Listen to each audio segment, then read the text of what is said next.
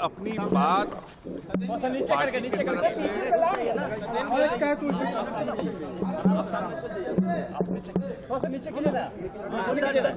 हम लोगों ने इलेक्शन कमीशन को अपनी बात रखी। एक तो धन्यवाद भी दिया कि बिहार में इतना SIR का इतना इम्पोर्टेंट एक्सरसाइज हुआ है। बिहार देश को ये राह दिखाएगा कि SIR कैसे किया जाता है, और जो स्पेशल इंटेंसिव रिवीजन बिहार में हुआ उससे बहुत क्लीन हुआ जो वोटर लिस्ट है।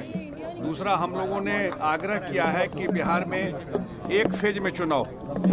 बिहार में लॉ एंड ऑर्डर नक्सल कोई इशू नहीं है। दूसरा, हम लोगों ने ये आग्रह किया इलेक्शन कमीशन को कि सब जगह बूथ पर पैरामिलिट्री फोर्स रहे, जो गरीब गुरबा को वोट देने में कोई दिक्कत नहीं हो। यही सब आग्रह जो 2-3 इम्पोर्टेंट चीज था।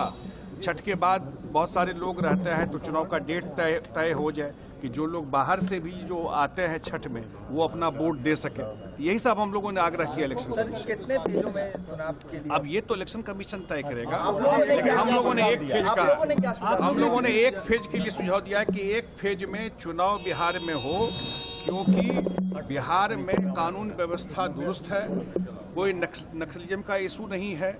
अगर महाराष्ट्र में एक फेज में चुनाव हो सकता है तो बिहार में एक फेज में चुनाव क्यों नहीं हो सकता? एक फेज में चुनाव होना चाहिए।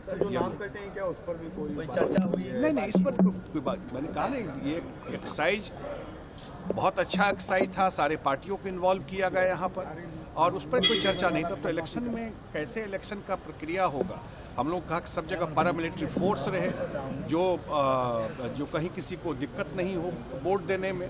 तो लार्जली यही सब सुझाव हम लोगों का रहा है।